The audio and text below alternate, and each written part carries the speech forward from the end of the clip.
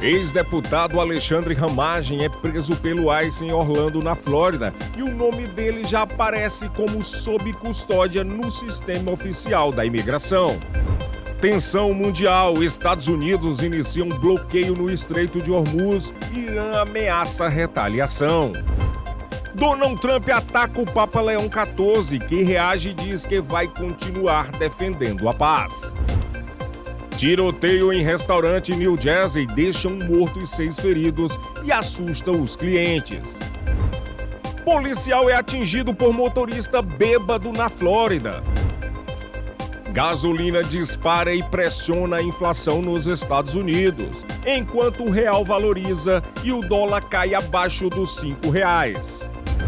Em Los Angeles, racha termina em tiroteio com 4 feridos. Tudo isso e muito mais, agora no Brasil News.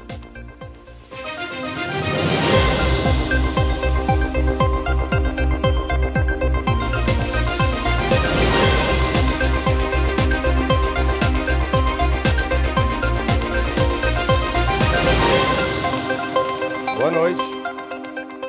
O ex-deputado federal Alexandre Ramagem foi preso nesta segunda-feira pelo Serviço de Imigração e Controle de Aduanas dos Estados Unidos, o ICE, em Orlando, na Flórida. Segundo a Polícia Federal, a detenção ocorreu por irregularidades imigratórias. Ramagem é considerado foragido da Justiça brasileira após deixar o país antes da conclusão do julgamento que o condenou a mais de 16 anos de prisão por tentativa de golpe de Estado. Ele teve o mandato cassado e passaporte diplomático cancelado. De acordo com as autoridades, a prisão é resultado de cooperação entre o Brasil e Estados Unidos. O nome do ex-parlamentar já aparece no sistema oficial do ICE como sob custódia. Agora, o governo brasileiro acompanha o caso e aguarda informações sobre o possível processo de extradição. Entrou em vigor o prazo dos Estados Unidos para bloquear navios ligados ao Irã no Estreito de Hormuz. Após o fracasso das negociações, Teherã ameaça retaliar portos de países do Golfo.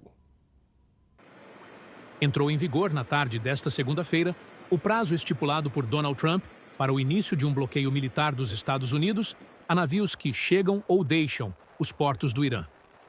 Por sua vez, Teherã ameaçou retaliar os portos de seus vizinhos do Golfo.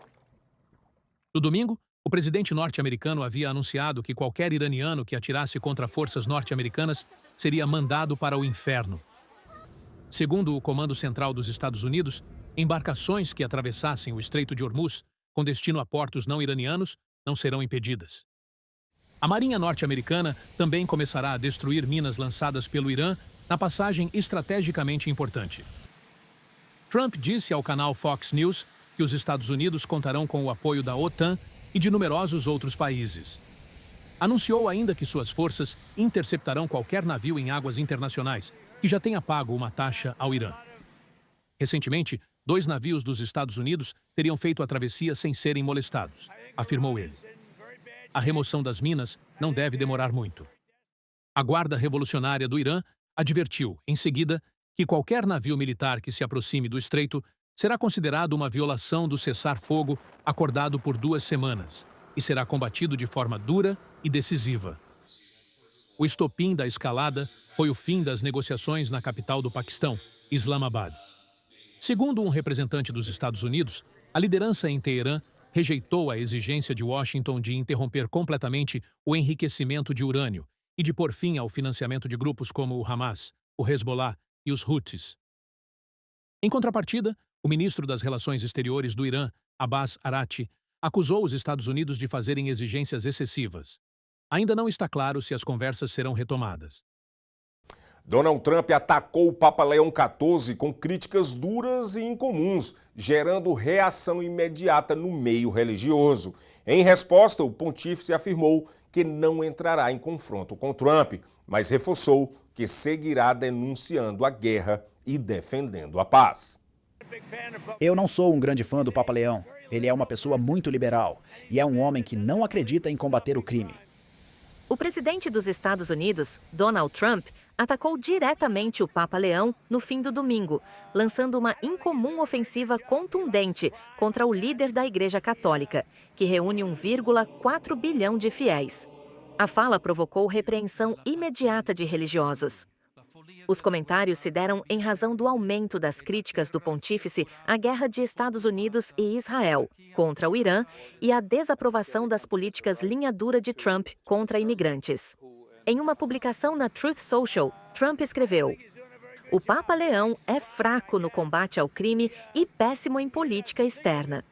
Trump sugeriu que o primeiro Papa norte-americano da história só foi eleito por causa dele, ao escrever: "Eles acharam que essa seria a melhor forma de lidar com o presidente Donald J. Trump. Se eu não estivesse na Casa Branca, Leão não estaria no Vaticano." Trump também acusou o Papa de ser frágil em relação às armas nucleares, alguns dias depois de o líder católico afirmar que a ameaça do presidente norte-americano de destruir a civilização iraniana era verdadeiramente inaceitável. O Papa Leão, que é de Chicago, tem se tornado cada vez mais vocal, apesar de sua reputação de usar linguagem cautelosa. Nesta segunda-feira, ele falou a Reuters sobre os comentários do presidente, enquanto estava a bordo de um voo papal para a Argélia. Não quero entrar em um debate com ele. Não acho que a mensagem do Evangelho deva ser abusada da forma como algumas pessoas estão fazendo. E continuarei a falar em voz alta contra a guerra, buscando promover a paz, promovendo o diálogo, relações multilaterais entre os Estados para procurar soluções justas para os problemas. Muitas pessoas estão sofrendo no mundo hoje. O presidente dos Estados Unidos também teve uma relação turbulenta com o antecessor de Leão, o Papa Francisco, que criticou as propostas de política de imigração de Trump quando ele concorreu pela primeira vez à presidência e sugeriu que Trump não era um cristão. Trump chamou Francisco de vergonhoso no início de 2016. Nesta segunda-feira, o Papa partiu para uma ambiciosa turnê de 10 dias por 4 países da África. Veja agora um giro de notícias pela região de New Jersey e New York. Em New Jersey, um tiroteio em um Chick-fil-A deixou um morto e 6 feridos em Union. O ataque aconteceu por volta das 9 horas da noite e, segundo a polícia, pode ter ligação com disputa entre gangues ou drogas. A vítima fatal seria o alvo. Testemunhas relataram pânico e correria dentro do restaurante. O caso segue sob investigação. Um motorista de caminhão foi hospitalizado após bater contra um prédio de 2 andares em Clifton na madrugada desta segunda-feira. Moradores relataram um forte estrondo por volta das 2h30 da manhã. Imagens mostram a cabine completamente dentro do imóvel e a garagem destruída. Por pouco, a casa ao lado não foi atingida. Um grande guindaste desabou em um canteiro de obras também na cidade de Clifton na manhã desta segunda-feira. O acidente aconteceu pouco depois das 11 horas, na Main Avenue, próximo a Home Street. Equipes da polícia, bombeiros e serviço de emergência foram acionadas rapidamente e isolaram a área. As causas do colapso ainda estão sendo investigadas. A ocorrência segue em atualização. A cidade de Hoboken intensificou o combate à invasão de ganso nos parques após preocupações com a saúde pública.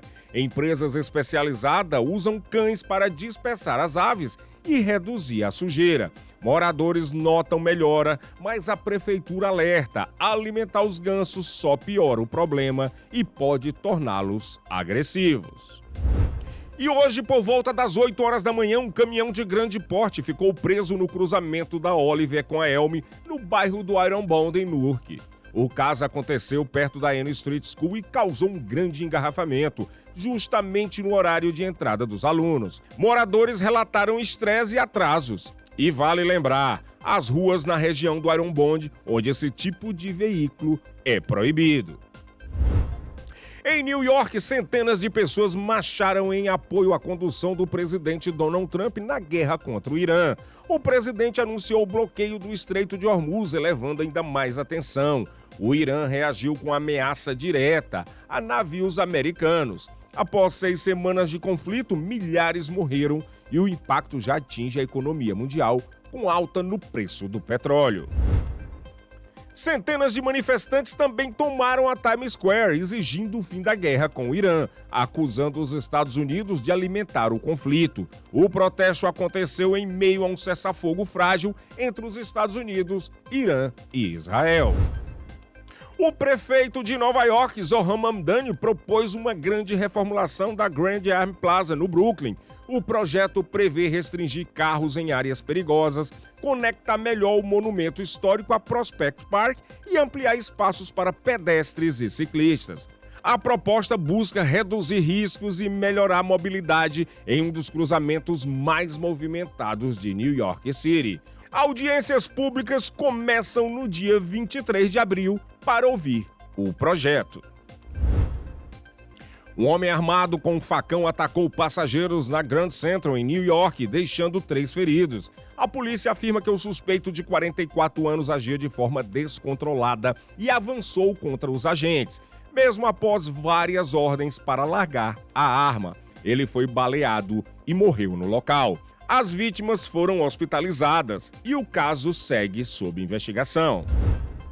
E é hora de guardar os casacos. A semana começa nublada, mas com vento quente e máxima de 25 graus em Nova York e na região de New Jersey e Connecticut. Na terça-feira, o clima fica com cara de verão, chegando aos 28 graus, com chance de pancadas de chuva à tarde. Na quarta-feira, o calor aumenta ainda mais, com sensação abafada e temperatura próximas aos 30 graus. Depois, o tempo começa a aliviar no fim de semana. A seguir, um policial ficou ferido após viatura ser atingida por um motorista bêbado na Flórida.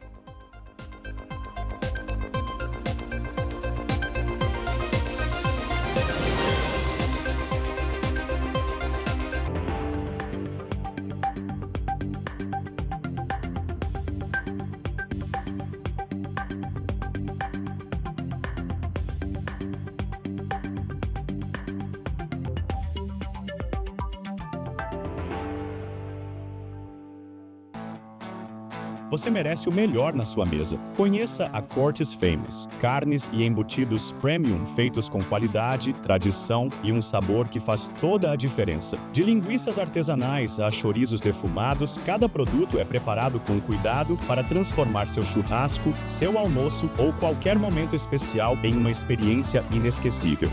Cortes Famous, sabor autêntico, ingredientes selecionados e a confiança que sua família merece. Experimente hoje mesmo.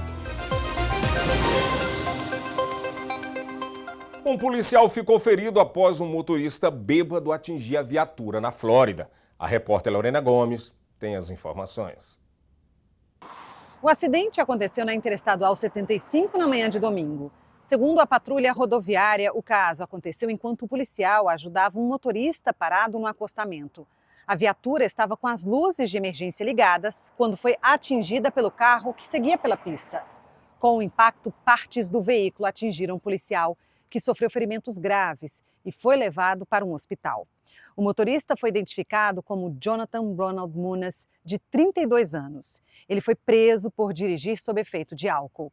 Segundo as autoridades, ele apresentava nível de álcool no sangue de 0,159, quase o dobro do limite legal. O caso segue sob investigação. E as autoridades divulgaram novas informações sobre o homem preso por um ataque fatal em um posto de gasolina em Fort Myers. Segundo a investigação, Robert Joaquim, de 40 anos, é um imigrante haitiano sem documentação regular nos Estados Unidos.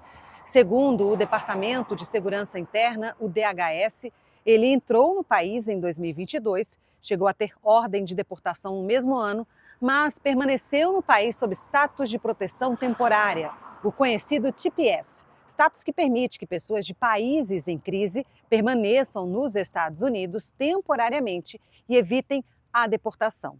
O caso ganhou mais repercussão após o presidente Donald Trump divulgar um vídeo do ataque e comentar o episódio nas redes sociais sobre crimes envolvendo imigrantes indocumentados.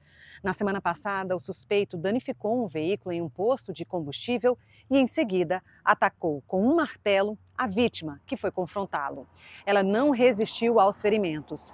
Após o crime, Joaquim foi localizado, preso e confessou o assassinato à polícia. Ele segue detido e responde por homicídio e outros crimes. E uma professora de matemática foi presa acusada de manter relação inapropriada com um aluno em uma escola de Cocoa Beach. Segundo a polícia, Kirsten Rose, de 37 anos, foi detida na sexta-feira após uma investigação da Unidade de Vítimas Especiais. As autoridades afirmam que o relacionamento teria durado meses e começado com contato fora da escola por meio das redes sociais ainda em 2025. O caso veio à tona após os pais do estudante desconfiarem da relação e acionarem a polícia. A professora foi levada para a cadeia do condado de Brevard e segue presa sem direito à fiança. A investigação continua. E uma das maiores implosões dos últimos anos em Miami derrubou o antigo Mandarin Hotel Miami na manhã de domingo. O prédio de 23 andares desabou em cerca de 20 segundos, abrindo caminho para um novo projeto imobiliário na região de Brickell Key. Moradores que permaneceram na ilha tiveram que se abrigar durante a demolição. Relatos apontam tremor nas estruturas e uma nuvem densa de poeira que tomou conta da área logo após a queda. Segundo os responsáveis, todos os materiais perigosos foram removidos antes da implosão. O método foi escolhido por ser mais rápido e menos invasivo. O projeto, que levou mais de 2 anos de planejamento, prevê a construção de 2 novas torres com hotel e residências. A limpeza dos escombros deve levar até 6 meses. As novas estruturas têm previsão de conclusão até 2030. E o presidente Donald Trump elogiou o lutador brasileiro Paulo Borrachinha após uma vitória por nocaute no UFC em Miami. O encontro aconteceu ao fim da luta, quando o lutador conhecido como Borrachinha se aproximou da grade do octógono para cumprimentar Donald Trump. O presidente destacou a aparência do atleta e disse que ele poderia ser modelo e que é bonito demais para ser lutador. O brasileiro nocauteou o russo Azamat Murzakanov, encerrando a invencibilidade do adversário. Após a luta, Borrachinha agradeceu o presidente e disse que os dois tiveram uma conversa rápida. A imagem repercutiu também no Brasil. O evento do UFC aconteceu no fim de semana em Miami, com Trump acompanhando as lutas na primeira fila. A alta recorde nos preços da gasolina impulsionou a inflação dos consumidores nos Estados Unidos no mês de março. Um relatório de inflação muito acompanhado na sexta-feira mostrou que os preços ao consumidor nos Estados Unidos em março aumentaram mais em quase 4 anos. A guerra com o Irã levou a um aumento recorde nos preços da gasolina. O índice de preços ao consumidor, o IPC do Bureau of Labor Statistics, saltou 0,9% no mês passado, o maior aumento desde junho de 2022, quando os preços dispararam em resposta à guerra Rússia-Ucrânia. O aumento de março esteve alinhado com as expectativas dos economistas, mas representou um salto significativo em relação ao aumento de 0,3% em fevereiro. Também colocou a taxa anual de inflação em 3,3%, quase 1 ponto percentual acima do ganho ano a ano de fevereiro. Isso impulsionou o aumento dos preços, um salto recorde de 21,2% nos preços da gasolina, que representou quase 3/4 do aumento do IPC. When we look at gas prices in particular, this is where things really stand out. As a percentage change over a single month, this is the largest since this data was tracked back in 1967. Stephen Cates é analista financeiro do Bankrate. O chamado IPC subjacente, no entanto, que exclui os preços voláteis de alimentos e energia, subiu modestamente 0,2% em março, após avançar o mesmo valor em fevereiro. Isso colocou a taxa anual de inflação subjacente em 2,6%. Ainda assim, os economistas esperam que a guerra no Oriente Médio eleve os preços subjacentes nos próximos meses, já que o combustível caro provavelmente aumentará as tarifas aéreas e o diesel aumentará o custo das mercadorias transportadas por estrada. Os preços de fertilizantes e plásticos, entre outros bens, também devem subir. A inflação elevada levou alguns economistas a prever que o Federal Reserve não reduzirá as taxas de juros este ano. A crença foi reforçada esta semana pela divulgação das atas da reunião de política do Banco Central em março. Ela mostrou que um grupo crescente de formuladores de políticas sentiu que aumentos nas taxas poderiam ser necessários. No próximo bloco, o dólar caiu abaixo dos R$ 5,00 e chegou a R$ 4,99, impactado pela tensão entre Estados Unidos e Irã e pelo bloqueio no Estreito de Hormuz.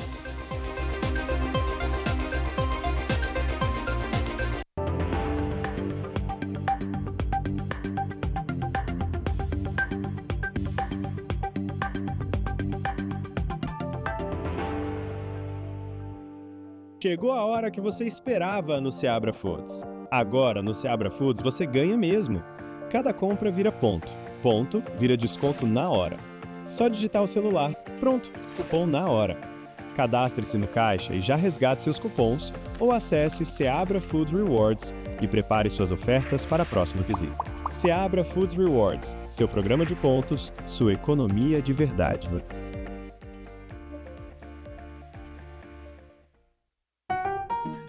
Quando o assunto é importação e distribuição de alimentos, a escolha certa tem nome: Triunfo Foods. Uma empresa forte, estruturada e preparada para atender supermercados e restaurantes, com agilidade, variedade e qualidade garantida. Portfólio completo, logística eficiente e centros de distribuição estratégicos que fazem o produto chegar rápido, no prazo e com padrão elevado. Triunfo Foods. Força no mercado, confiança na entrega e crescimento para o seu negócio. Veja agora um giro de notícias do Brasil. Um susto em condomínio no Grande Recife. Um jacaré foi encontrado dentro da piscina após fortes chuvas. Moradores pensaram que era uma iguana, mas ao se aproximar perceberam o perigo. O animal foi resgatado com segurança pela Brigada Ambiental e levado para o Centro de Reabilitação, onde receberá cuidados especializados. Câmeras de segurança flagraram um Porsche em alta velocidade batendo na traseira de um Palio no túnel Ayrton Senna, em São Paulo. O acidente aconteceu às 5h19 e deixou uma pessoa ferida. Testemunhas dizem que outros carros de luxo participavam de um possível racha. Após a colisão, ocupantes do Porsche deixaram o local. A polícia investiga o caso e tenta identificar o motorista. O dólar caiu abaixo dos R$ 5,00, impulsionado pelas tensões entre Estados Unidos e Irã e pelo bloqueio no Estreito de Hormuz. A moeda chegou a R$ 4,99, enquanto a Ibovespa avançou. O cenário geopolítico elevou o preço do petróleo e movimentou os mercados globais, com investidores atentos aos riscos de escalada no Oriente Médio. Cerca de 7.000 indígenas de mais de 200 povos marcharam em Brasília para cobrar do presidente Lula a aceleração da demarcação de terras. Cerca de 7.000 indígenas se manifestaram em Brasília, na quinta-feira, para exigir a aceleração na demarcação de suas terras e o fim da violência territorial no que consideram seus domínios, segundo os organizadores do evento. Os manifestantes carregavam uma caneta inflável gigante com a inscrição "Demarca Lula". O líder indígena Dinaman Tuxa pediu ao presidente Luiz Inácio Lula da Silva que adote medidas mais consistentes, embora tenha reconhecido avanços nas políticas de sua administração. Somos gratos ao que foi posto e o que foi feito, tendo em vista que a política indigenista sofreu vários ataques, enfraquecimento, interferências políticas, principalmente do Congresso Nacional, mas que nós esperávamos muito mais terras demarcadas. Os participantes também criticaram os projetos de lei, atualmente em debate, que permitiriam o desenvolvimento econômico e a mineração em territórios indígenas. A marcha, que percorreu a esplanada dos ministérios até a Praça dos Três Poderes, fez parte de uma semana de manifestações na capital brasileira, que seguirão até sábado. Nesse período, as comunidades indígenas de todo o país pretendem dar visibilidade à sua causa e exigir seus direitos. As eleições no Peru foram marcadas por atrasos, denúncias de fraude e votação prorrogada. As eleições gerais do Peru, realizadas no domingo, foram marcadas por atrasos na votação, margens estreitas e incerteza inicial sobre quem passará ao segundo turno.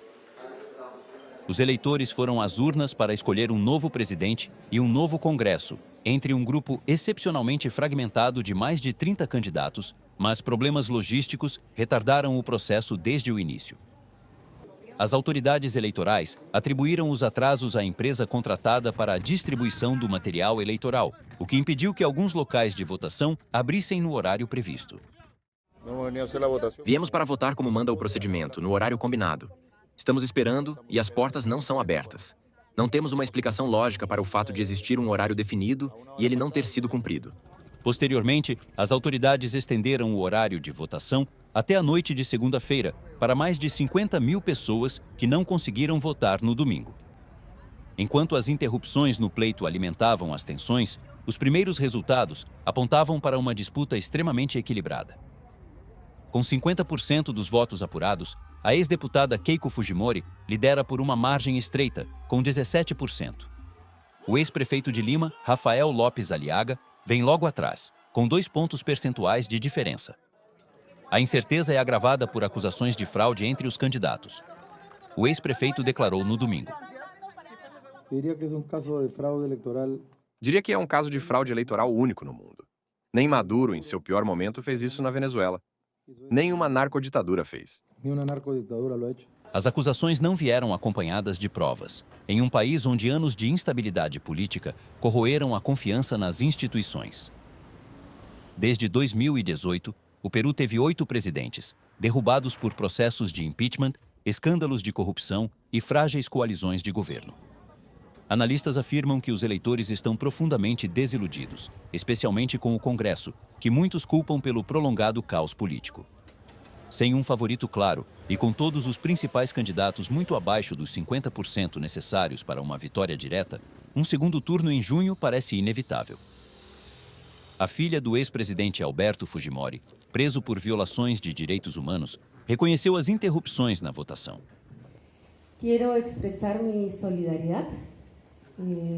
Quero expressar minha solidariedade aos cidadãos aos quais, hoje, foi negada a possibilidade de exercer seu direito ao voto. Mas também quero saudar a decisão do Jurado Nacional de Eleições, que adotou as medidas corretivas para que, no dia de amanhã, essas mesas sejam abertas e os cidadãos possam comparecer. A insegurança pública dominou a campanha, com um aumento de homicídios e extorsões em meio ao narcotráfico e à mineração ilegal. A maioria dos principais candidatos propôs ampliar o papel das Forças Armadas na segurança interna. Quem avançar para o segundo turno enfrentará um Congresso bicameral dividido, o que pode dificultar o esforço do próximo governante para aprovar leis e evitar riscos de destituição. O presidente do Chile, José Antônio Casti, fez um teste toxicológico para análise capilar e anunciou regras mais rígidas contra drogas no serviço público do país. O presidente chileno, José Antônio Casti, se submeteu na quarta-feira a um teste toxicológico por meio de análise capilar em um centro médico de Santiago. Além disso, ele anunciou mudanças radicais na regulamentação sobre controles de drogas para funcionários públicos. A medida, segundo explicou, busca reforçar o afastamento do Estado das redes de narcotráfico. Nesse contexto, o presidente informou que irá modificar o Decreto 1215, em vigor desde 2006, por considerar que a norma ficou desatualizada diante dos avanços tecnológicos e do nível atual de infiltração do crime organizado. E esse decreto será modificado para incorporar o exame de cabelo, de forma padronizada para ministros, subsecretários, chefes de serviço, diretores superiores, com uma janela de detecção de 90 dias a partir da realização. A iniciativa também alcançará o presidente da República. Veja agora um giro de notícias pelos Estados Unidos. Em Los Angeles, na Califórnia, cavalos de pau e rachas em uma rua lotada terminou em violência. Um tiroteio deixou 4 pessoas feridas e todas foram levadas ao hospital.